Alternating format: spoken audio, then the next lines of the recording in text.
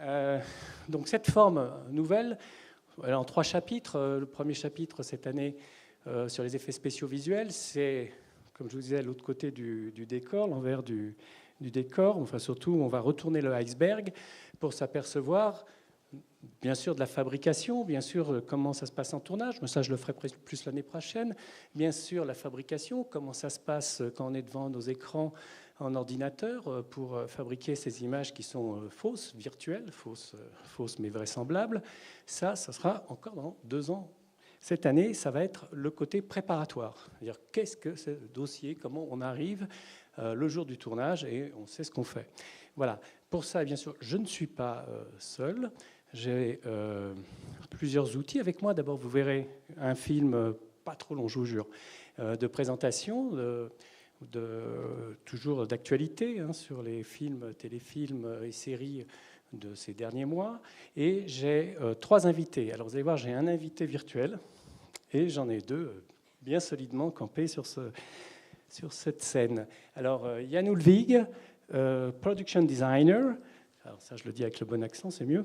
Et Alain Delgrange, chef décorateur sur Panthers, donc réalisé par Johan Renck, j'y suis arrivé, et pour Canal+, et chez Haut et Court Productions, voilà, qui, eux, nous expliqueront, bien sûr, en interne, toute la collaboration artistique. Et j'ai Vincent Lano, qui a dû revenir de son café, qui a une otite terrible, mais qui nous a fait la gentillesse de faire une téléconférence. On est au festival télévisuel, donc allons-y, soyons à fond dans la télé. Alors d'habitude, moi je ne suis pas sur les plateaux de télé, je suis plutôt sur les plateaux de tournage de télé. Mais là, on va vous faire la météo en direct. Alors Vincent, est-ce que tu nous entends? Je te vois sur l'écran. Voilà. Est-ce que tu m'entends, Vincent? Je vous entends très bien. Ah oui, nous aussi, même bien fort. Moi, je vous entends. Bon, formidable. Donc Vincent Lano, réalisateur, Trépalium, la série Trépalium, une série d'anticipation qu'on espère complètement fictive, hein, bon, et qui a sa propre grammaire et qui connaît, bien évidemment, pour l'avoir exercé sur plusieurs épisodes, disons, les manipulations et toutes les arcanes qui nous permettent de faire que ces images fictives fonctionnent en fiction.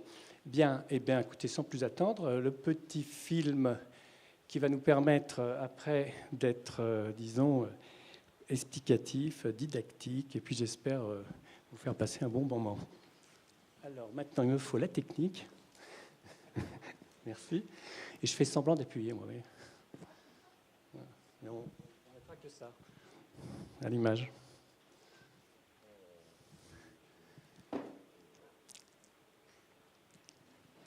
Voilà.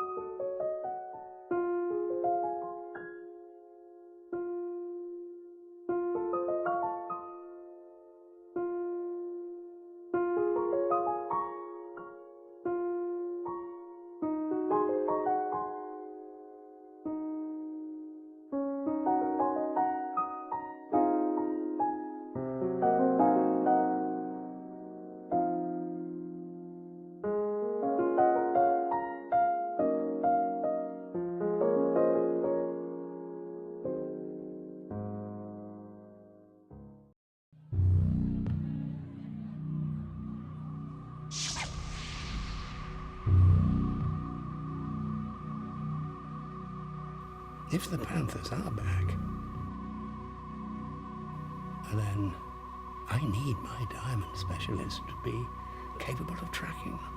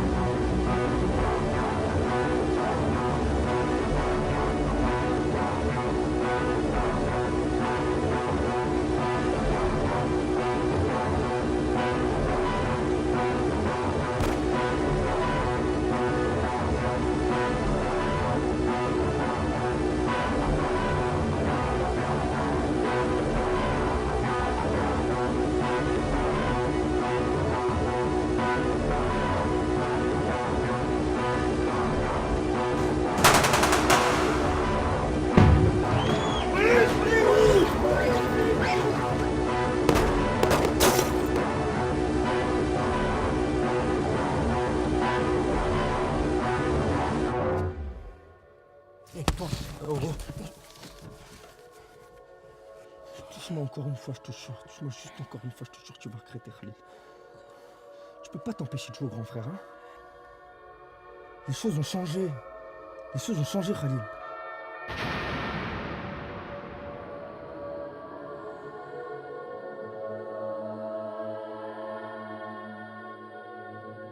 The only time my family dies is when you are around.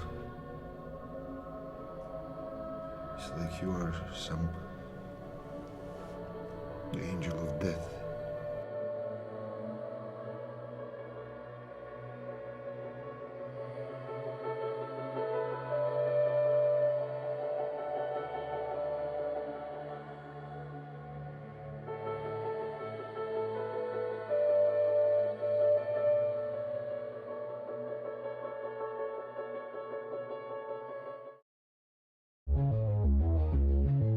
Est-ce que c'est vraiment obligatoire de travailler pour avoir le droit d'être quelqu'un?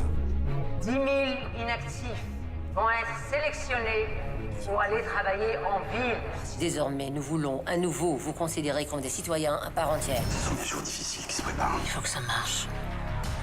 Sinon, ce sera la faillite générale. Je suis Isia Catel, votre emploi solidaire. Tu as eu la solidaire? Quoi? Comme elle te ressemble, c'est incroyable. 78% des actifs pensent que les solidaires sont une menace pour leur emploi. Vous débarquez, vous nous piquez notre travail? Tout va changer maintenant, tout va changer très très vite. Tu peux être avec eux. C'est même pas des hommes. On a construit le mur parce que sinon tout allait s'effondrer. Nous ne sommes pas des ennemis, monsieur le ministre.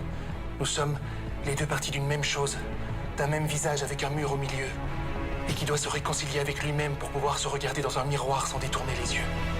On a une force, c'est l'espoir.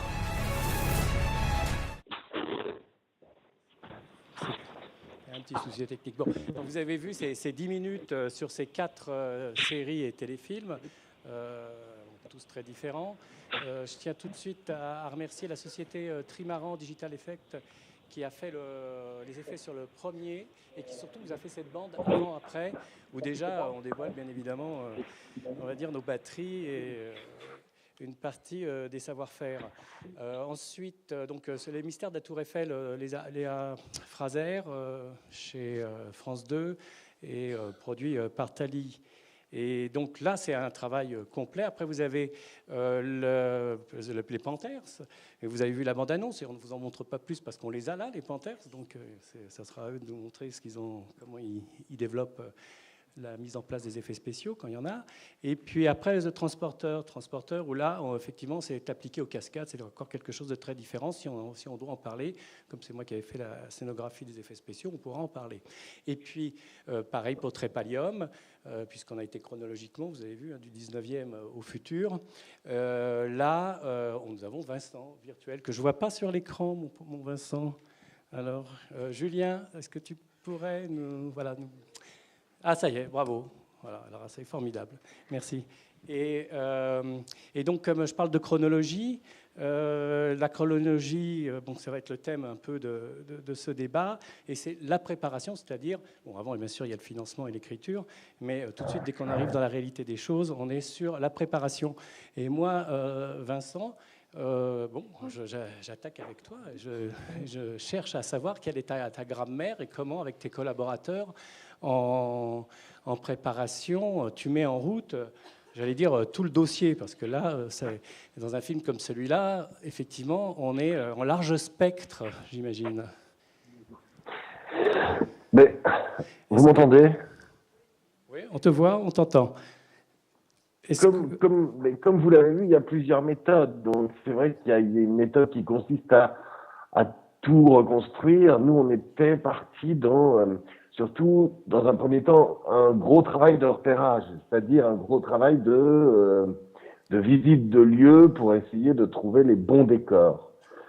On savait que derrière ça, on allait adapter ces bons décors et qu'on allait sans doute et qu'on devait utiliser des effets spéciaux. Ça demande une vraie préparation parce que on doit savoir où on met notre caméra par rapport à ce qu'on va faire sur ces effets spéciaux. Je vais basculer l'écran, comme ça je vais vous montrer des petites choses, sauf si tu as des questions, hein, William. Oui, non, mais c'est bien, montrons effectivement des images et tu pourras... Enfin, même moi, il y a des endroits où, bon, j'hésite. Voilà.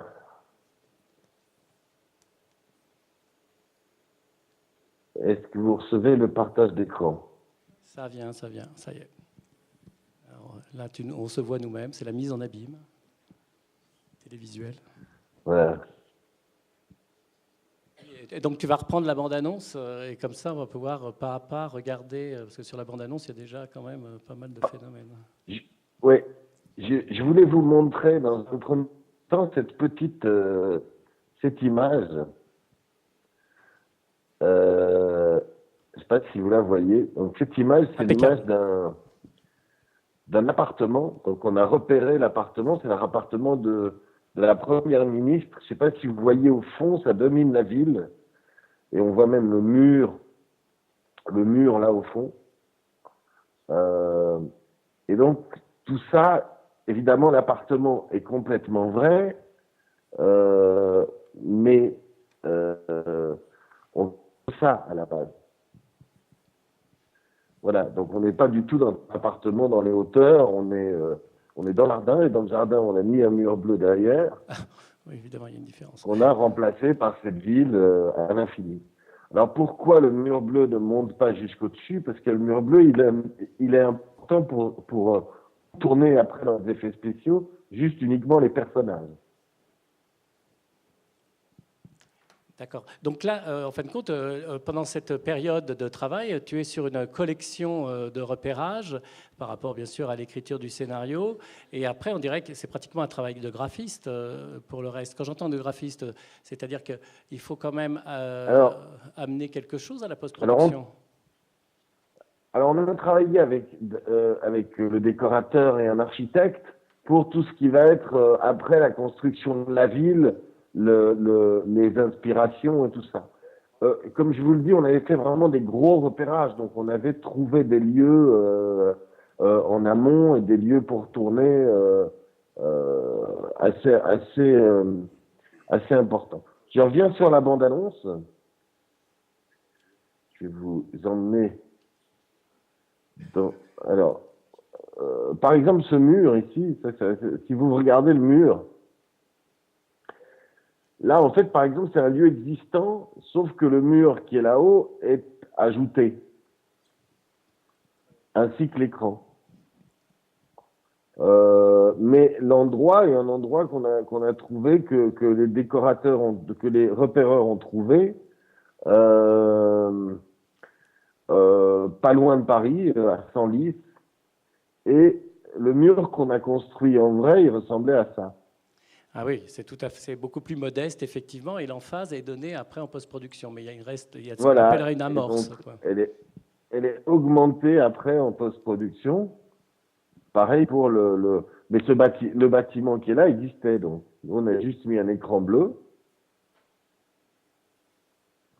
Voilà. C'est quelques signifiants qui permettent de raconter l'histoire, tout simplement. Et ça reste assez discret, parce que là, honnêtement, tu vois, le mur à gauche, qui est pourtant assez haut, j'avais pas du tout fait attention. Pourtant, oui, effectivement, il doit bien faire 8-10 mètres de haut. C'est assez rare de trouver des murs, à part si c'était une prison. D'ailleurs, c'était un peu le thème. Vous aviez un mur qui séparait les gens qui travaillent et les gens qui ne travaillent pas. Tout ce qu'on ne se souhaite pas, bien évidemment. Pour ceci, évidemment, ici, tout est fabriqué, mais nous sommes allés chercher des ensembles, des bâtiments à certains moments qui existent. Ça, par exemple, cette rue ici, cet ensemble de rues, c'est une rue qui existait, qui avait été trouvée par l'Empereur et qu'on a multipliée plusieurs fois. Là, c'est vraiment une préparation assez forte, parce que pour avoir cette rue d'au-dessus, on a dû amener une grue très très haute qui nous permettait de faire des images en hauteur. Donc ça s'improvise évidemment pas sur place. Ouais, à ce moment-là, on peut dire que je parlais de collection de repérage, mais c'est aussi une collection d'objets, enfin là, architecturaux, et une multiplication, une résonance. En fin de compte, on fait son marché pendant la prépa. Oui, c'est un petit peu ça. Oui, c'est un petit peu ça, William. Ici, on est à la BNF, à la Bibliothèque nationale française. Alors ça, c'est étonnant parce qu'en fait, tout ça existe. Cette passerelle-là existe. Le mur existe. Ce qu'on a ajouté, c'est une espèce de décalcomanie de l'entreprise qui s'appelle Aquaville. Et on a filmé les escalators, si vous voulez, qui sont plus bas. Ouais, on a filmé ces escalators-là. On les a filmés de côté, avec des gens qui montent, et on les a, si vous voulez, on a augmenté la hauteur du bâtiment pour presque essayer de jouer quelque chose d'infini. C'est-à-dire qu'il y en a, on avait vu ça, et si vous vous souvenez dans les Harry Potter, il y a des images qui montrent les tours, et il y a tous ces escaliers qui passent, et on s'est dit, tiens, on a vraiment envie de faire ça. Donc on a filmé, si vous voulez, cet escalator en bas, on l'a diminué, et on l'a ajouté au-dessus dans l'écran, et ça donne cette impression-là. Voilà. Mais une fois de plus, on n'est pas très loin du décor, on voulait absolument que ça colle, que le décor soit premier, qu'on ne doive pas tout construire en effets spéciaux. Bien sûr. Alors. Matérialisé au maximum, déjà pour les comédiens, j'imagine, et qui, oui, effectivement. Exactement. Ici, c'est un petit exemple intéressant parce que, donc, vous voyez, en fait, cette table, sur cette table, il y a des écrans. Cette table devient un énorme écran. En fait, je voulais absolument que dans Trépalium, tout puisse devenir écran. La moindre fenêtre, le moindre mur, la moindre table, tout était écran parce que c'était ma vision du futur, cette vision du futur qui est de dire que les choses ressembleront peut-être à certains moments au passé, sauf les écrans. Alors, ici, quand on voit la comédienne, elle est obligée de jouer avec quelque chose qui n'existe pas, qu'on va ajouter après, évidemment. Ces écrans n'existent pas, on va les ajouter après. Donc, elle est obligée de faire des petits gestes et des petits mouvements. Donc, on lui dit plus ou moins ce qu'elle doit faire. Et là, c'est après qu'on va complètement demander aux gens qui font les effets spéciaux de s'adapter à ces mouvements et de suivre ces mouvements sur cette table. Mais ce qui est super important et très important aussi, c'est que cette table, elle est décidée pour les faits. Donc, il y a 3 étapes. Il y a la décision de la matière de la table, le jeu de la comédienne, et puis l'ajout des effets spéciaux. Donc, c'est vraiment une collaboration entre tout le monde, que ce soit du décorateur, on part du décorateur, on part toujours de toute façon du décorateur. C'est pas pour te flatter, hein, William, mais on part toujours du décorateur et puis on s'adapte derrière. Et donc, il y a toute une chaîne de transmission, et cette chaîne de transmission, effectivement, c'est tout un dossier, j'imagine. Enfin, dans tous les cas, moi, certaines personnes travaillent autrement. Et tout ça se cale les uns derrière les autres. Donc, on est vraiment dans quelque chose de pyramidal, je dirais. Oui. Alors, il y avait un petit moment intéressant aussi qui est une petite image intéressante, qui est cette image-ci. Donc, là, comme vous le voyez, donc, en gros, ce qu'on a, nous, filmé, c'est cette partie-là de décor, si vous voulez, avec la comédienne principale. Et puis, on a enlevé la comédienne principale et on a filmé, en fait, le même plan avec une autre comédienne. Et encore avec une autre comédienne. Et on a fait des petits carrés qu'on a ajoutés, qu'on a superposés, les uns après les autres, pour donner cette espèce de longueur d'infini, de couloir infini. Voilà. Et donc, ce qui permet aussi que tout le monde bouge et que tout le monde... voilà, c'est une espèce de vestiaire énorme, comme ça. Voilà. Ici aussi, ce qui est intéressant, c'est que ça a été construit en décor. Donc, on a construit cette partie-là, ce couloir n'existe pas. Et donc, on a récupéré avec le décorateur des éléments comme celui-ci que vous voyez, avec des carrés, et que vous pouvez retrouver même dans la première image de la bande-annonce, et qui, voilà, ici, et qui sont des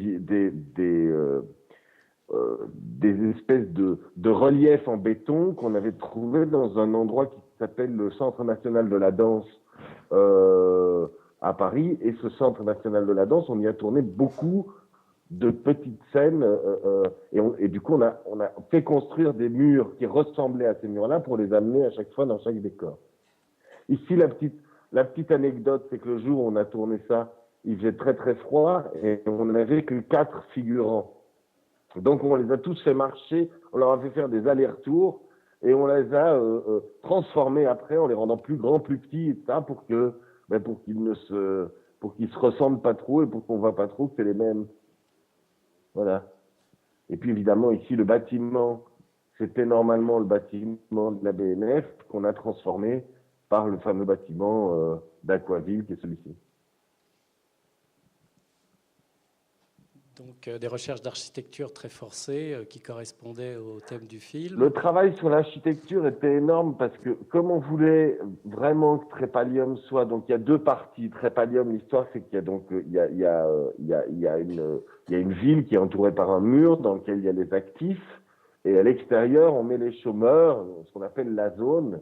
Et donc on voulait vraiment qu'il y ait 2 parties très différentes, que cette ville soit à la fois représente le futur, mais un futur un peu passéiste, c'est-à-dire où les voitures sont des voitures anciennes mais qui ne font pas de bruit, ce sont des voitures à l'eau mais qui ont le look de voitures anciennes. On voulait que les costumes pareil, et donc ça c'est vraiment, et aussi que les lieux principaux soient des lieux qu'on a étirés dans l'architecture, dans l'architecture d'il y a 50 ans, de ces architectes qui imaginaient le futur et donc ils utilisaient leur vision du futur. Voilà. À l'extérieur, dans la zone, vous le voyez ici, on est vraiment dans quelque chose de beaucoup plus quotidien. Les vêtements ressemblent à ce qui peuvent être chez nous. C'est le lieu de la pauvreté. Ce lieu de la pauvreté, on l'imagine comme étant notre époque. Voilà.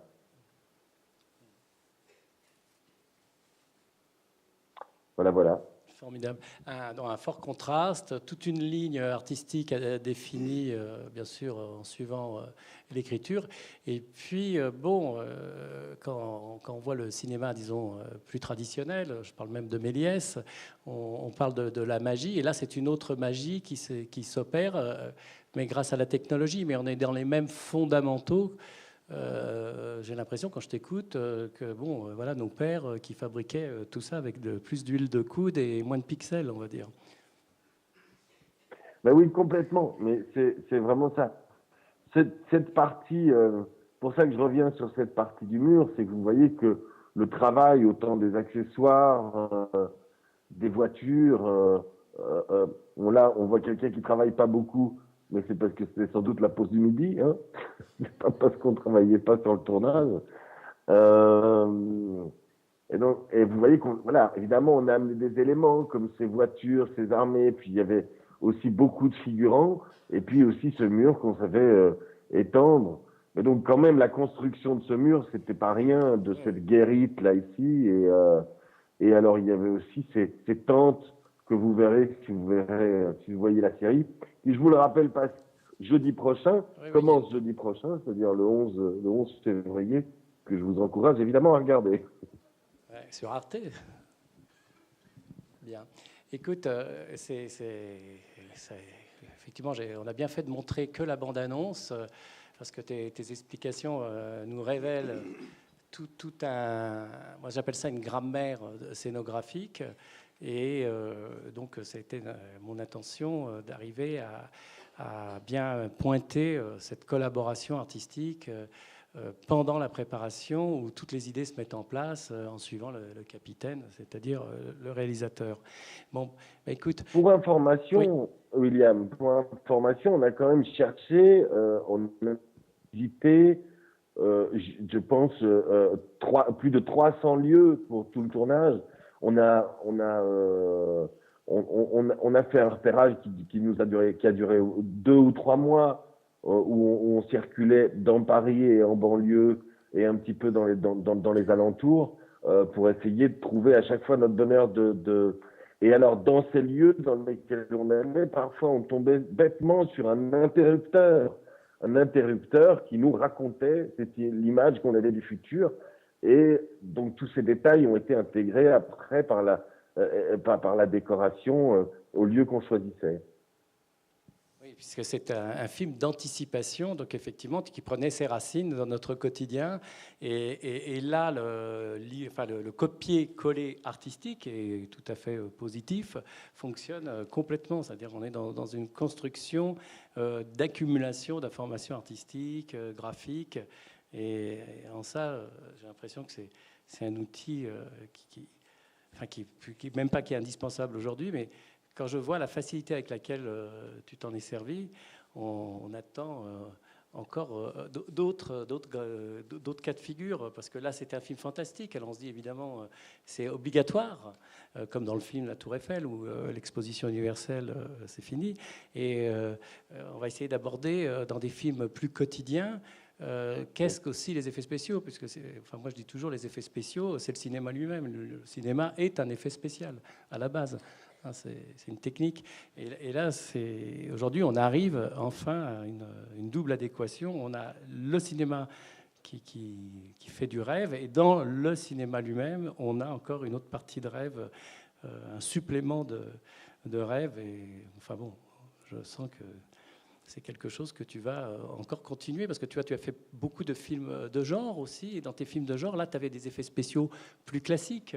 Alors, tu as fait les deux. Oui, moi, j'avais fait un petit film un très joli film, qu'est-ce que je raconte, moi. Très bien. Qui s'appelle Vampire, qui est un faux documentaire dans une famille de vampires belges, c'est une comédie, et là, on avait évidemment des petits moments d'effets spéciaux obligatoires quand ça devenait un petit peu cruel ou quand il y avait un petit peu de sang. Mais on avait essayé d'éviter un maximum tout ce qui était numérique. Ensuite, j'ai fait aussi des films beaucoup plus normaux, beaucoup plus quotidiens, où parfois, souvent même, on filme dans une rue et on a envie, parce qu'on trouve ça pas joli, d'effacer un panneau, d'effacer un bâtiment qui nous gêne au fond, voire d'en ajouter un. J'ai fait un film comme ça, qui s'appelle Little Glory, qui est très quotidien, qui est un film indépendant américain, qui est un film avec un acteur qui s'appelle Cameron Bright, qui était dans les Twilight, et une actrice qui est dans Game of Thrones, et qu'on a tourné. Alors, pour des raisons budgétaires, on a décidé très peu de temps avant le tournage de tourner 1 semaine aux États-Unis et le reste de le faire en Belgique. Alors, quel est le rapport entre les États-Unis et la Belgique? À part que je viens de la Belgique. Et donc, on a commencé à chercher des lieux qui pouvaient faire américains en Belgique. Et donc, on a agrémenté après en effets spéciaux pour que ça puisse ressembler aux États-Unis. Je vous encourage à voir la bande-annonce de Little Glory. C'est franchement à s'y méprendre. Moi-même, aujourd'hui, je suis incapable de dire ce qui était tourné aux États-Unis et ce qui était tourné en Belgique. Ça nous permet effectivement aussi, donc, dans les effets, à côté logistique, pour des raisons logistiques, pour des raisons budgétaires et puis pour des raisons esthétiques, comme effectivement effacer des anomalies ou des choses qui ne correspondent pas au film. Donc les effets spéciaux, c'est pas simplement l'accumulation de quantité d'objets pour le bien du film, comme on l'a vu sur Transporteur, où tout d'un coup il y a une montagne qui apparaît, là où il n'y en a pas. C'est aussi des choses plus délicates, et c'est un peu ce que je veux aborder avec Panthers, où là on est dans un film qui va des années 90 aux années à aujourd'hui, tout simplement, et où là les effets spéciaux sont beaucoup plus légers, bien évidemment, et c'est là où tout d'un coup on se dit quelle est la part des effets spéciaux visuels, quelle est la part de la direction artistique, et comment tout le travail de la direction artistique peut amener à faire je dirais le total look, ou une partie, ou carrément, comme disait Brandon, on change de plaque de rue et c'est réglé. Voilà. Donc ça, je te remercie d'abord formidablement, parce que c'est quand même une expérience virtuelle et télévisuelle d'avoir quelqu'un à plusieurs centaines de kilomètres et de parler avec lui en salle. Ça, on le refera. Je pense que c'est un bon exercice. Écoutez, merci beaucoup de votre attention. Tu peux me montrer 2 secondes la salle, que je fasse un coucou, et je bien sûr. Je fais coucou. Allez, un coucou à la salle. C'est parti.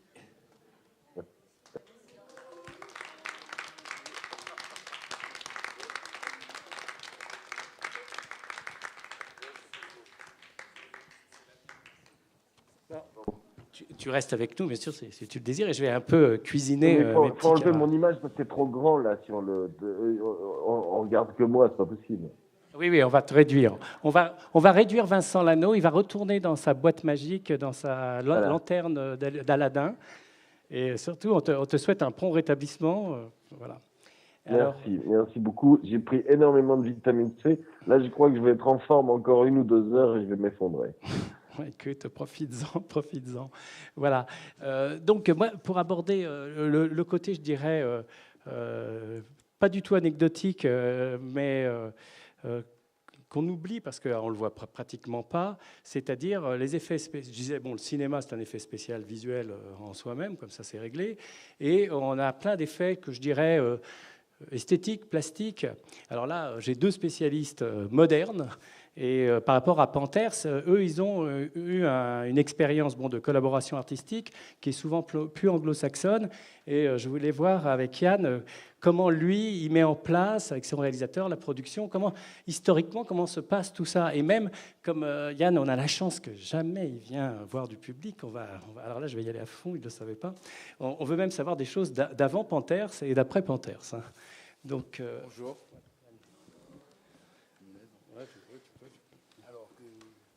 Tu poses des questions? Moi, je vais te poser une question très très simple. Quand je vois Panthers, ce que je vois, c'est un ensemble, une ligne presque, je dirais, éditoriale. Et je sais très bien, évidemment, c'est mon métier aussi, que ça ne peut pas se passer sans un avant-propos très fort avec son réalisateur. Et là, on a eu le réalisateur qui a parlé beaucoup des décorateurs, et je m'attends à ce que tu parles beaucoup des réalisateurs.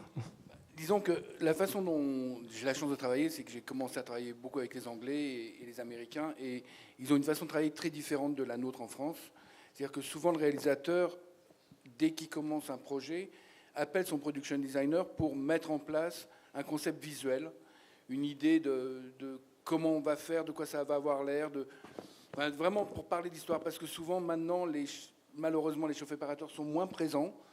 Et forcément, on ne peut pas, même le plus talentueux des réalisateurs ne peut pas, je pense pas me tromper, il ne peut pas décider de tout. Il a trop de choses à faire. C'est un vrai métier qui prend de tous les côtés. Donc, en Angleterre, aux États-Unis, il y a ce qui s'appelle un production designer, ce qu'on pourrait appeler un directeur artistique, mais qui est sur le terrain, qui est là pour le réalisateur, qui souvent fait des repérages, parle au stylisme, parle une fois qu'on a des repérages. Alors moi, je ne vais pas parler des effets spéciaux, parce que sur Panthers, on a eu surtout des effets spéciaux d'action, c'est-à-dire des explosions, des balles, des choses comme ça. On a très peu fait d'extension de décors, très peu fait de matte painting, parce que conceptuellement, on voulait que ce soit très, très réaliste. Donc on a cherché des décors, on a essayé de les faire coller au maximum à ce qu'on voulait, et éviter... parce que c'est très, très, très contraignant pour les réalisateurs, les effets spéciaux, éviter de faire un langage trop fixe. C'est-à-dire que les caméras peuvent moins bouger, on peut moins faire de choses. Enfin, c'est assez contraignant quand même les effets spéciaux. Alors c'est sûr qu'en science-fiction, comme la Tour Eiffel, où on doit recréer des mondes complets, c'est un outil extraordinaire et ça devient un outil dont le décorateur ou le production designer, comme on veut, se sert, et les réalisateurs aussi. Mais les effets spéciaux, c'est pas que ça. Il y a aussi toute une branche, enfin, il y a plusieurs branches. Enfin, pour moi, il y a ce dont je me sers, moi, qui est un outil qui m'évite d'avoir à appeler 25 charpentiers pour fabriquer un bout de ville et tout ça, mais c'est un outil. Et puis, il y a aussi dont on sert dans les cascades, dans les explosions, dans les effets spéciaux, ce qu'on appelle les effets spéciaux directs, c'est-à-dire les explosions qu'on faisait en vrai. Maintenant, il y a beaucoup qui sont faits en post-production. Et puis, la post-production, c'est aussi un langage en tant que tel. C'est-à-dire qu'il y a... c'est pas qu'un outil qui sert à copier. C'est un outil qui sert à créer plein de choses, et c'est ça qui est très intéressant pour les réalisateurs. Par exemple, je prenais l'exemple hier, on parlait un exemple, je pense que tout le monde connaît, c'est Predator. Quand on voit le Predator qui bouge dans la forêt, c'est un effet qui est ni de la décoration, ni de l'effet spécial direct. C'est une vision, c'est un concept visuel de la façon dont on approche, la façon dont un extraterrestre chasseur dans le futur pourrait se comporter. Et ça, c'est une autre partie des effets spéciaux. Et je pense que le production designer, il a la chance, comme il est avec le réalisateur beaucoup, il a la chance d'aborder... Alors, souvent, il est plus contraint au décor et à tout ce qui est visuel, mais il a la chance de partager tout ça, de créer le monde dans lequel le film va évoluer. Et bon, voilà, je pense que c'est surtout ça. Oui, c'est clair. Mais je peux dire une toute petite chose. Après. Oui, bien sûr. Non, mais c'est vrai. C'est juste, c'est très intéressant ce que tu dis, parce qu'il ne faut pas oublier que le réalisateur, c'est une espèce de capitaine d'équipe, que des gens comme toi, c'est ce qui fait notre valeur, en fait. C'est évidemment tout ça, les décorateurs. Je parle aussi des costumiers, parce que c'est vraiment aussi et que tous ces gens puissent travailler ensemble. Moi, j'essaie de faire le lien un maximum entre ces gens, et c'est évident que souvent, les gens avec qui je travaille ont peut-être parfois... Moi, j'ai le talent de les rassembler. Eux, ils ont du talent pur, le talent parfois d'inventer, de faire des vraies propositions. Non, mais bien sûr, c'est évidemment, de toute façon, un film, c'est un réalisateur. Enfin, je veux dire, c'est un réalisateur, un producteur, des acteurs.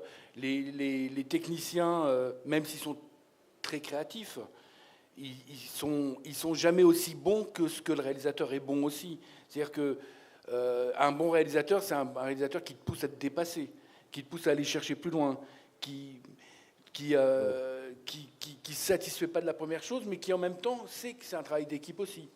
Mais je pense que c'est sûr que le réalisateur, c'est le capitaine. Ah non, la place de capitaine n'était pas si importante que de dire que tout ce que vous apportez est super important pour nous. C'est-à-dire que je pense quand même que l'aspect créatif, moi je peux insuffler une envie, une idée, et tu vas très très vite, toi, me la traduire et me la rendre possible. Et c'est ça qui est magique. Oui, et puis je pense, en tout cas, d'expérience, en tout cas dans le monde anglo-saxon, c'est... parce qu'il y a une véritable... C'est-à-dire que le réalisateur n'a pas exactement la même place dans le monde anglo-saxon que dans le monde en France, ou en Belgique très certainement aussi. Il y a finalement... c'était un petit peu l'envoyé du réalisateur avant lui. Tu vois ce que je veux dire ? Et en fait, il y a tellement de travail. C'est-à-dire que maintenant, ce qui est compliqué dans les métiers, c'est qu'on ne peut pas être chef décorateur et être avec le réalisateur tout le temps. C'est plus possible. Tu peux pas, comme tu ne peux pas être chef décorateur et, comme on va parler de choses un peu de la cuisine, faire les comptes. Tu vois ce que je veux dire ? Donc maintenant, ce qui se passe, c'est que très souvent, le processus de création étant raccourci par rapport aux préparations, mais que la préparation, c'est, je pense, 80%... je parle pas du travail d'acteur là, mais je parle du travail technique du film. C'est 80% du film, et les 20% suivants sont des heureuses surprises, en général heureuses, et c'est ça qui fait qu'un film est bien ou pas. C'est ce qui n'a pas été prévu. c'est ce qui est le vivant, le matériau vivant. Mais pour avoir ce matériau vivant, on est obligé de préparer tellement, avec des effets spéciaux, mais bon, par exemple, que finalement, on peut pas... si j'avais pas eu Alain sur la série, on n'aurait rien pu faire. Parce que Alain, lui, il a organisé, enfin, et puis il a fabriqué les décors. Alors, bien sûr, on a travaillé ensemble, mais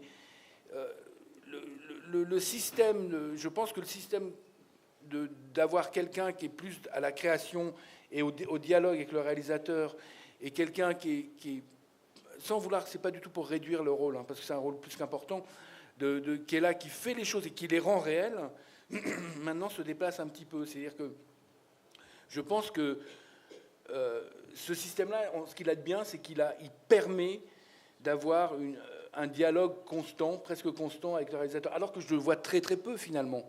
Mais en général, le production designer et le réalisateur, c'est des couples qui durent assez longtemps et qui sont assez soudés. C'est-à-dire qu'il y a un échange dans la vraie vie qui est très différent. C'est-à-dire qu'on s'envoie des images, on se voit autrement que dans le travail aussi. C'est un croisement des imaginaires. Il faut absolument que tu me donnes, qu'on partage le numéro de téléphone. Et tu as trouvé un client. Non, non, mais ouais, c'est juste pour dire que c'est parce que le métier de chef décorateur en tant que tel, à l'époque, c'était un métier qui était finalement les décorateurs avant la nouvelle vague disaient bon bah la caméra elle sera là. C'était très castrateur. C'est-à-dire que comme on n'avait pas d'effets spéciaux numériques, on faisait une fausse perspective, on disait elle sera bonne là, elle sera pas bonne là. Donc c'était très frustrant pour les réalisateurs, très frustrant pour les chefs opérateurs. Les effets spéciaux numériques nous permettent une créativité extraordinaire. La seule chose, c'est que des fois, il faut faire attention de ne pas être paresseux, de ne pas céder à la facilité et de finalement faire quelque chose qui ressemble un peu à de la soupe numérique. C'est ça le danger. C'est-à-dire qu'il ne faut pas oublier que la partie réelle est très, très importante. C'est-à-dire que, comme tu disais, toi, tes appartements, ils ne sont pas complètement en synthèse, ils sont vrais. Ce qui fait que tout où les choses se passent sont réalistes, sont vrais. Et tout d'un coup, c'est ça, comme avant, dans le temps, on peignait des bouts de verre et on faisait des matte painting qu'on mettait devant la caméra, où on avait des bouts de maquette au fond. Et ben, les effets spéciaux, ça sert à ça, mais ça sert à plus que ça aussi. Bien sûr, bien sûr. Oui. Enfin, je m'égare. Non, simplement, non, moi, tout ça, c'est exactement. Mais je me demandais, parce que, in fine, donc, dans le procédé dit anglo-saxon, qui est, bon, par exemple, on sait bien, la société Haut et Court, elle emploie souvent le tandem chef décorateur, production designer. Donc, si j'ai compris, c'est bien sûr la liberté de contact entre le réalisateur et le production designer. Et moi, je me demandais, Alain, toi, in fine, donc tu reçois le package et tu es en Serbie, à l'autre bout du monde, avec des grosses bottes. Et donc, tu es à la fois dans un procédé logistique et tu as toutes les maquettes et tu as tout un bureau d'études. Et donc, sur des séries quand même assez lourdes, comme celle-ci, comme celle de Panthers, tu te retrouves avec la préparation et des équipes partout. Alors toi, qu'est-ce que ça te crée? Une liberté, une facilité? Alors, bonjour à tous déjà. Comme l'a dit Yann, effectivement, c'est une méthode de travail qui nous a permis d'être efficace, rapide, sachant que c'est un projet qui a couru sur à peu près 18 mois. 6 épisodes de 52 minutes, donc ça veut dire beaucoup de choses à préparer, énormément de décors. On passait très peu de temps sur chaque décor, donc ça veut dire une logistique de travail et de mise en place, de construction, de démontage qui est énorme, des équipes de plusieurs dizaines de personnes qui travaillent sur plusieurs décors à la fois. Donc une vraie logistique lourde à gérer et qui laisse effectivement, comme le disait Yann, très peu de temps pour avoir un rapport un peu privilégié avec le réalisateur. Ce qui fait que cette formule nous a été plutôt bénéfique dans le sens où moi j'ai pu me concentrer sur l'organisation et sur la mise en œuvre, entre autres des idées qui étaient développées entre Johan et Yann, et ce qui me permettait aussi d'avoir un dialogue indirect avec le réalisateur qui lui avait aussi sa part de travail, donc qui était relativement peu disponible. Ce qui me permettait moi de pouvoir être tout le temps en relation avec eux de façon directe ou indirecte. Ce qui me faisait gagner énormément de temps et ce qui me permettait surtout de garder les pieds sur terre avec mes équipes Et puis d'avoir aussi le regard de Yann qui intervenait ponctuellement et qui me redonnait aussi de nouvelles directions, parce qu'il faut bien s'imaginer que quand on est embarqué dans une histoire comme celle-ci, on a très peu de temps pour relever la tête et pour pouvoir anticiper ce qui arrive, parce que tous les jours, il y a des choses qui arrivent, des repérages qui changent. Donc il y a vraiment toute une mécanique qui est très lourde et qui prend énormément de temps et d'attention. Et donc ça me permettait aussi, avec les échanges réguliers qu'on avait avec Yann, de pouvoir remettre les choses à plat, de regarder les choses d'une façon différente et de pouvoir proposer un peu plus et de pouvoir aller un petit peu plus loin dans la réalisation de ces décors. Alors, et Alain, juste encore une chose, parce que bon, sur le terrain, on y a été, on a fait le tandem en question, on l'a fait tous les deux. Mais là, tu dois traduire à des équipes. Bon, il y a celles que tu connais quand tu es à Marseille, quand tu es, je sais pas, à Londres. Enfin, je sais. Comment tu. Voilà, alors là, je dis, moi, quel est le dossier quoi. Dans ma tête, je dis, mais quel est le dossier comment ça s'articule? Il y a des différences de fonctionnement. Par exemple, on a commencé la série à Marseille. Donc, Marseille, j'avais des équipes françaises avec moi. Donc, on avait une espèce d'organisation de l'équipe qui était très définie à la française, avec donc un chef décorateur, un assistant, des ensembliers, des régisseurs d'extérieur, des rippers, des constructeurs, des peintres, enfin bon bref, une équipe décor complète, mais avec un fonctionnement à la française, donc quelque chose qui est habituel pour nous. Voilà. Quand je me suis retrouvé en Serbie, au Monténégro, on avait plutôt des équipes qui étaient des faiseurs, c'est-à-dire qu'il était très difficile pour nous de leur déléguer de l'artistique, dans le sens où déjà de rassembler les éléments qu'on leur demandait et de pouvoir mettre en œuvre les différents décors qui se succédaient était déjà une charge de travail assez importante. Donc là, mon travail à moi était plus un relais entre les discussions artistiques entre Yann et Johan, et moi je les traduisais avec cette équipe et je faisais le suivi de chantier pour m'assurer que la ligne artistique était respectée et pour m'assurer que les différentes sensibilités de Yann et de Johan étaient contentées par ce qu'on leur proposait. Voilà, donc c'était plus un travail de suivi, d'organisation aussi, mais de suivi et surtout d'essayer de garder toujours la même ligne et la même qualité pour que sur les 6 épisodes, on ait une cohérence artistique et une cohérence sur l'ensemble. Je voudrais juste te dire une chose, c'est que le métier, ce qu'a fait Alain, ne s'arrête pas à l'exécutif. Il a fait de l'artistique aussi, c'est-à-dire que il n'a pas juste pris des choses comme si on l'a dit, tu fais ça, tu fais ça. Il y a quand même, c'est pas qu'un métier d'exécutant, c'est un vrai métier de. C'est-à-dire qu'il m'a amené des objets que lui avait choisis, on en parlait et tout ça, mais c'est pas d'ailleurs pas toujours, mais c'est pas, il faut pas voir ça comme un exécutant. C'est un véritable travail artistique aussi. Oui, surtout, on était en lien constant tous les deux, et c'est vrai qu'il y a une grande part de liberté qui m'a été laissée. Mais ça, je pense que ça dépend aussi des gens avec qui on travaille. Chacun a ses méthodes. Nous, je pense qu'on a réussi à communiquer de la bonne façon et d'aller dans la bonne direction. Yann m'a laissé énormément de liberté, Johan aussi. Je les en remercie parce que c'est ce qui rend cette expérience enrichissante. Voilà, mais je pense que c'était vraiment la meilleure façon de faire ce film. Encore une fois, c'est vrai que sans ce tandem-là, je crois qu'on se serait retrouvé dans des difficultés classiques d'organisation et qui nous auraient peut-être empêché d'aller un peu plus loin. Donc je pense que ça nous a permis de pousser le bouchon plus loin et de donner un peu plus et d'aller un petit peu plus loin dans ce qu'on avait à proposer. Juste, tu dis plus loin et d'arriver aux bonnes fins du film, mais bon, sur une demi-douzaine de films dont j'ai eu l'occasion de faire ce tandem-là, je me suis aperçu qu'à la fin aussi, il y avait des résultats, je dirais, budgétaires intéressants. Tout à fait. Il y a des compressions budgétaires, c'est assez intéressant. On met du monde en plus, mais ça réduit le budget. Et pourtant, ça l'augmente bien puisqu'il y a 2 salaires au lieu d'un. Donc, et on a pu l'expérimenter sur des petits films, ça fonctionne aussi bien. Donc c'est vraiment un problème de dialogue. On a perdu Vincent. Bon. Donc c'est un dialogue et donc là tout ce que je voulais mettre en avant et là je vous remercie vraiment c'est que l'effet spécial cinéma qui est en lui-même un effet spécial, on a surtout un effet de communication et qu'en vérité ces nouveaux outils c'est de la com.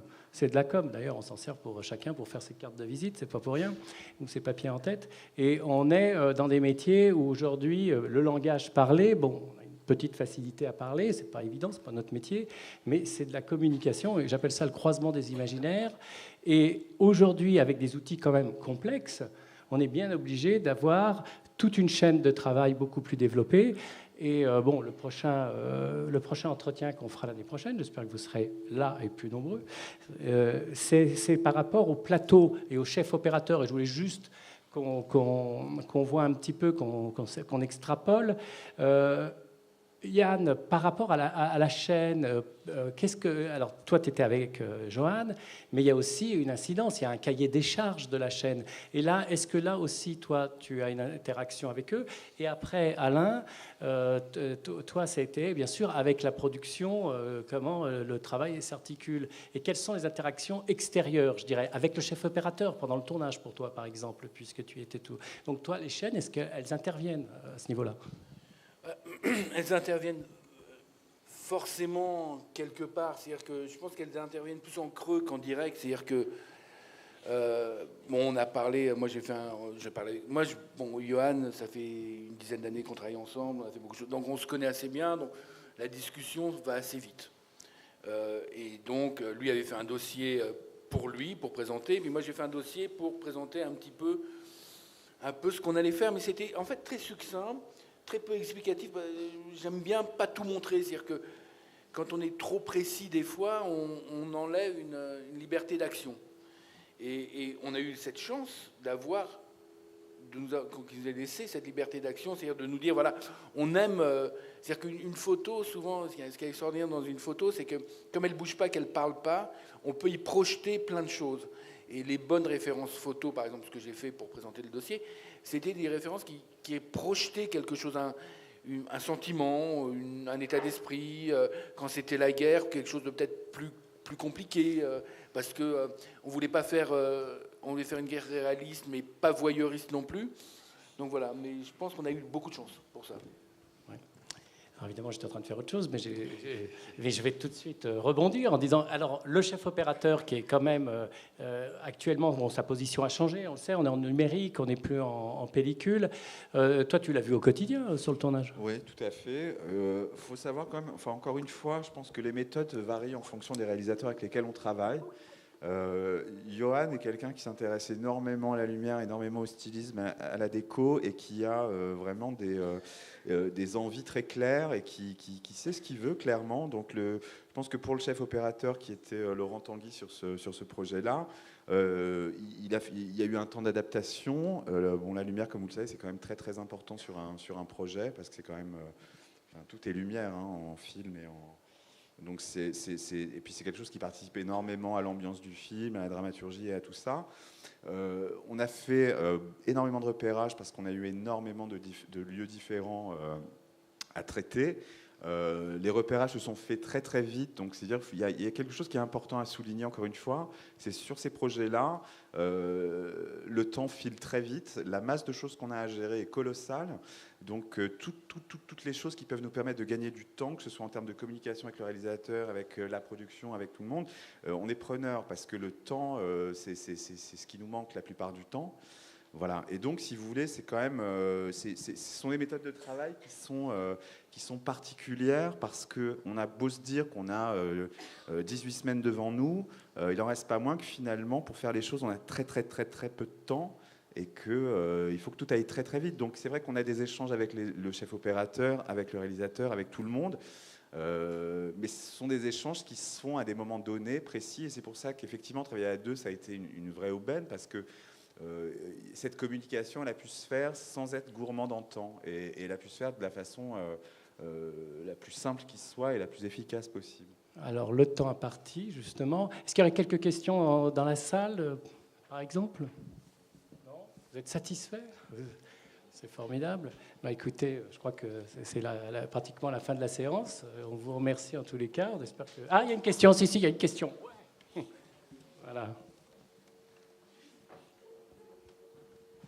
Bonsoir. Je voudrais savoir comment cela se passe par rapport aux personnes. Pour elles, est-ce que c'est plus difficile? Les acteurs. Est-ce que c'est un grand changement? Je pense que les acteurs, d'abord, ça dépend des acteurs. Il y a des acteurs qui sont méthode Stanislavski, il y a des acteurs naturels. Il y avait une de nos actrices qui était une actrice Stanislavski, Samantha Morton, c'est-à-dire la méthode russe avec beaucoup d'imprégnation, avec elle, il y a eu des grandes discussions, j'ai eu des grandes discussions au tout départ par rapport à ce qu'elle voyait pour son personnage. C'est important. Pour elle, il fallait qu'elle rentre dans un décor et que ça lui aille. Mais je pense que le couple ne changeait pas quelque chose.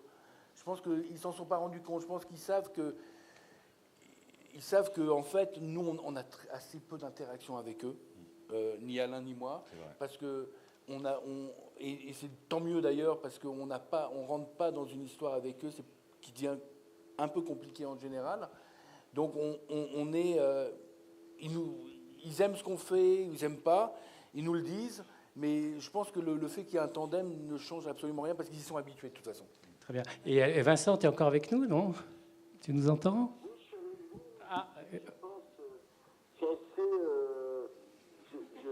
Tourner avec des acteurs, c'est comme tourner avec des enfants, c'est-à-dire sur ce genre de choses. C'est-à-dire que... Attendez, j'arrête ce partage d'écran. C'est-à-dire que il suffit de leur faire imaginer des choses qui n'existent pas, qui n'existent pas. Moi, j'ai souvent avec moi des photos de préparation, des images de préparation, pour leur montrer ce que justement les décorateurs ou les designers ont pu faire avant, et pour les habituer au contexte dans lequel ils jouent. Et je pense que c'est assez facile. Alors c'est un tout petit peu leur métier aussi. Hein. Très bien. Il faut les immerger.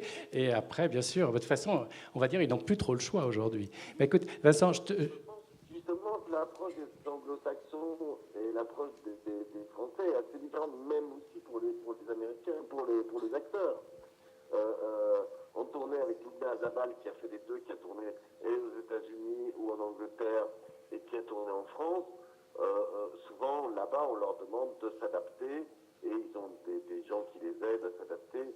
Ici, le travail du réalisateur, de mise en confiance, est sans doute plus important. Très bien, merci. Alors, je ne voudrais pas voler du temps à la séance d'après. On est encore bon? On peut encore poser des questions? Comment on est? Je ne sais pas. Je crois qu'on m'avait dit 17h. Donc, on continue. Hein, on peut continuer, il n'y a pas de problème. Alors, encore quelque chose, une précision peut-être? Oui, je vous écoute.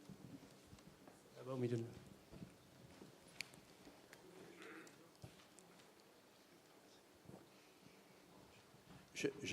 Bonsoir. J'aimerais poursuivre sur ce que la personne discutait tout à l'heure au niveau des acteurs, parce que je me demande à un moment si vous n'avez pas il n'est pas plus facile de prendre quelqu'un d'un théâtre pour le transposer dans des changements comme tels que vous êtes en train de les décrire, plutôt que d'un comédien qui va arriver et qui va se retrouver sur à parler comme ça quelque part sur des pièces qui vont systématiquement changer derrière lui et qu'il imagine tout cela. Comment est-ce que vous arrivez, vous, quand vous avez un acteur de théâtre qui arrive, est-ce qu'il est parfaitement à l'aise?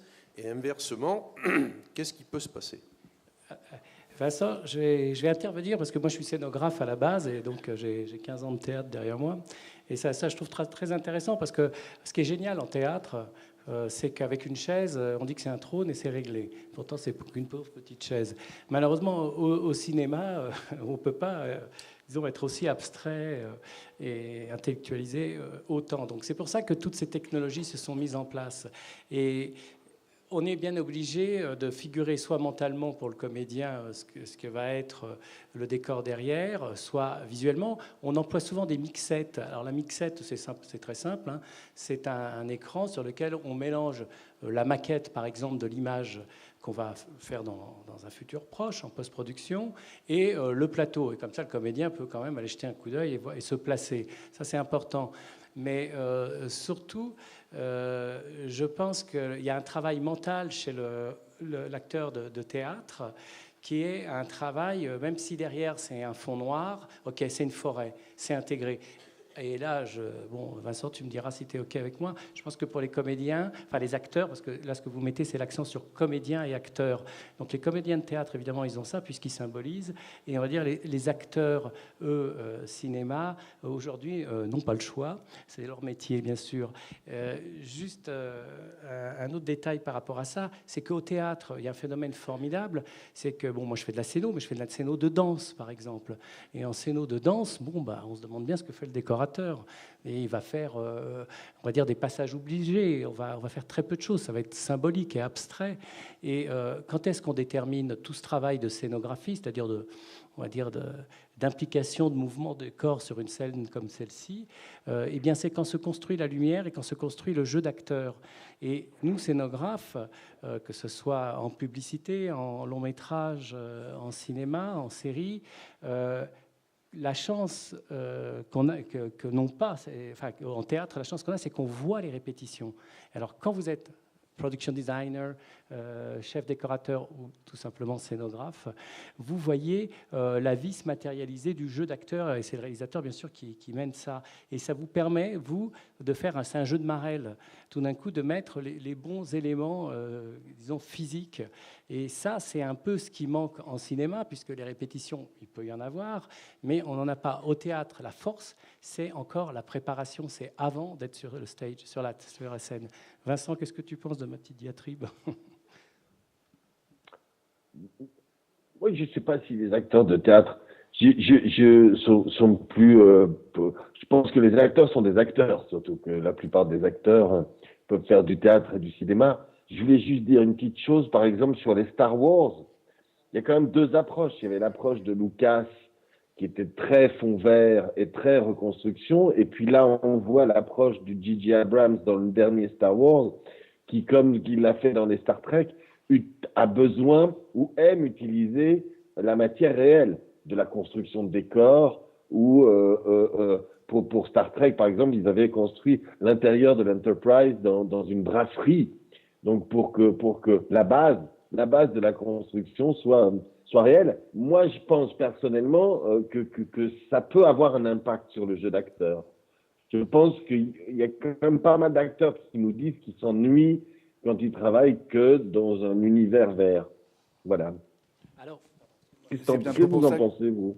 C'est un peu pour ça qu'on recrée toutes les interactions. C'est-à-dire que si on doit caresser un chat, on va fabriquer un chat couleur vert avec du coussin. Enfin, parce que effectivement, tout ce qui est... je pense que ça ne remplace pas le réel. Moi, je pense que si c'est un vrai chat, c'est quand même mieux. Mais bon, je ne suis pas réalisateur. Mais c'est vrai que le côté de recréer toutes les interactions et de lui donner un peu des repères, enfin, je pense que quand on est réalisateur, ça va être un truc très, très important. Nous, on nous le demande comme technicien, mais je pense que pour un réalisateur, c'est hyper important pour expliquer à un acteur son jeu, de lui dire, bah, toi, là, tu touches un chat. Alors, si tu touches un chat en faux ou en vrai, c'est pas la même chose. Pourtant, là, moi, j'ai l'impression de vous voir en vrai. Voilà, on a dévirtualisé le virtuel. C'est ça, souvent, la télévision. On rentre chez les gens et là, ils sont venus nous voir. Juste, on parle de fond vert ou de fond bleu. Dernièrement, tu as travaillé sur des fonds gris. Alors ça nous intéresse. Pourquoi ? On sait que, par exemple, les Mexicains, Ray Hauser, qui était un grand spécialiste des effets spéciaux dans les années 50, utilisaient les fonds jaunes. Vous voyez, donc les choses évoluent. Et alors les fonds gris, pourquoi les fonds gris ? Je crois que c'est dû à la technique aussi qui évolue. C'est-à-dire qu'avant, on mettait un fond d'une couleur qu'on n'avait pas dans le champ, ce qui fait qu'on pouvait le choisir en post-production, comme on fait sur Photoshop. On clique à la baguette magique, ça sortait tout. Enfin, bon, on arrivait à l'enlever, à le découper, à remplacer par exemple, un panorama de montagne derrière, comme on a vu là sur la Tour Eiffel. C'était d'abord des fonds bleus, puis ça a été des fonds verts parce qu'il fallait moins les éclairer, donc on avait moins besoin de lumière. Et les fonds gris, c'est juste que en fait, ces fonds bleus et verts, ils ont un défaut principal, c'est qu'ils polluent l'image. C'est-à-dire qu'ils renvoient du vert, ils renvoient du bleu, ils renvoient par exemple dans les yeux. Donc après, il y a un vrai travail d'enlever tout ça et ça rend les choses un peu moins réelles. Donc en fait, maintenant, comme la technologie a énormément évolué, on a des ordinateurs qui sont bien plus puissants, on arrive à sortir un fond gris et donc pouvoir sans tout faire à la main. Alors, des fois, quand c'est un problème, on le fait à la main, mais sans tout faire à la main, pouvoir isoler les gens. Et donc, tout d'un coup, il n'y a pas ces pollutions de couleurs. Donc, et là c'était sur quel film particulièrement? Là, c'était sur deux choses, en fait, sur le dernier clip de David Bowie et une pub Nike. Voilà, rien que ça. Bon, formidable, merci. Vous voyez, regarde, là, je mets un fond bleu. Je mets un fond bleu et ça change la lumière sur moi. La lumière est légèrement plus verte, si vous voulez, que quand je l'enlève. C'est ça que j'illustrais. Pendant que tu parlais, j'illustrais. Ah là, ça devient de plus en plus didactique. Oui. Et on sait que c'est très dur pour les chefs-op de réintégrer en lumière. Ouais. Souvent, ce qui fait très faux sur un trucage, c'est par exemple, on est au pied du Cervin, la lumière est magnifique, coucher de soleil. En vrai, c'est une lumière incroyable. On va la faire en studio sur un fond bleu. Il faut éclairer le fond bleu d'une certaine façon pour qu'il s'enlève. Donc déjà, la lumière n'est pas très belle. Et le vrai travail compliqué du chef-op, c'est de faire que la lumière qui va être sur le comédien et sur le bout de décor soit raccord avec la lumière du fond, pour qu'on ait ce qu'on appelle l'intégration, pour qu'on n'ait pas l'impression de voir une pastille au milieu d'une carte postale. Ça, c'est très, très important, parce que c'est ça qui fait on peut avoir les meilleurs trucages du monde, il n'y a pas de bleu. Hein. Si ce n'est pas bien fait, ça fait faux. Encore une petite question, je vois là-bas. Oui, allez-y. Oui. J'aimerais savoir si on pourrait tourner encore, comme le film, l'extrait que vous avez montré, où il se passe un film de costume avec la Tour Eiffel et tout ça, si on pouvait les tourner en décor réel maintenant. C'est plus possible, pratiquement, je pense. Oui, oui, alors enfin moi je vais vous répondre là-dessus, parce que je l'ai fait moi aussi il y a quelques années, cet exercice d'expo universelle et de Tour Eiffel. La mienne n'était qu'au premier étage, donc c'était un peu avant. Et on a effectivement, imaginons on se transporte à Paris. Bon, déjà autorisation de tournage, il faut savoir que sur la Tour Eiffel il y a des droits. Donc des sous, et c'est pas des petits sous. Bon, ça peut, tout se passe, je dirais, sur un classeur XL, c'est-à-dire on regarde, et après, bon, faut bloquer la circulation, faut amener des gens. Enfin, ça devient une entreprise. Bon, moi, je me suis retrouvé, je vais vous dire, j'ai fait exactement le même esprit de décor sur une plage à Barcelone. Vous voyez. Et j'ai choisi une place parce que je voulais un fond complètement pur, donc le ciel et la mer, et une ligne d'horizon fixe pour pouvoir avoir un point de repère. Donc la souplesse extrême du studio, par exemple, Méliès faisait tout en studio, on refait beaucoup de choses en studio, et la souplesse extrême de ces effets spéciaux visuels en post-production numérique grâce à l'ordinateur, c'est souvent aussi des solutions logistiques. La Tour Eiffel, d'abord, il n'y a plus les bâtiments autour. Donc, vous avez vu, ils ont construit quand même pas mal de choses en studio, un grand studio à Paris, studio de Brie-sur-Marne. Et aller plus loin, c'est jouable. Bien sûr qu'on peut aller plus loin. Si dans le scénario, je ne sais pas, par exemple, il devait rentrer dans un des pavillons, on aurait certainement reconstruit une partie du pavillon. Mais là, comme c'était descriptif, je pense que Trimaran et Léa Fazer ont pris la bonne option. Donc, effectivement, il ne faut pas trop de fond vert. Moi, j'ai travaillé sur des séries. On réfléchit tous ensemble à ça. Donc, c'est vrai qu'on se pose la question. Comme dit l'autre, tout est possible. Mais c'est aussi une question de moyens. Et par exemple, c'est vrai que sur Mars, ça devient vraiment très très cher, par exemple. Ouais. C'est vrai que là, on intéresse téléporter. Il y a aussi les autorisations. On ne peut pas tourner sur les Champs-Élysées à n'importe quel moment, par exemple. Il y a des vrais... En plus. Après, il y a le choix de faire en post-production ou de le faire en studio, sans trucage, avec les vieux systèmes, avec les maquettes, avec des bouts de décor et des choses comme ça, c'est autre chose. Mais de toute façon, les décors naturels sont très compliqués à tourner. C'est-à-dire que, typiquement, pour prendre l'exemple plus simple, les Champs-Élysées...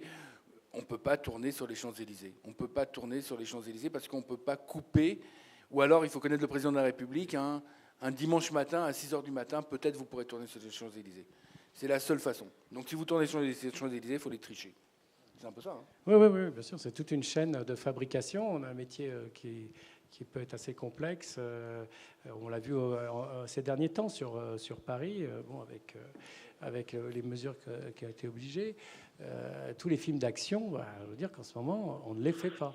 Donc, on les fera plus en province ou en studio ou avec des effets comme ça. Donc, c'est un outil, voilà, tout simplement. Le cinéma, c'est de l'illusion, il n'y a pas de problème. Oui. Là, c'est la grande illusion. Là. Merci. Voilà, on peut conclure sur la grande illusion qui est notre métier. Merci beaucoup. Merci Vincent. Au revoir.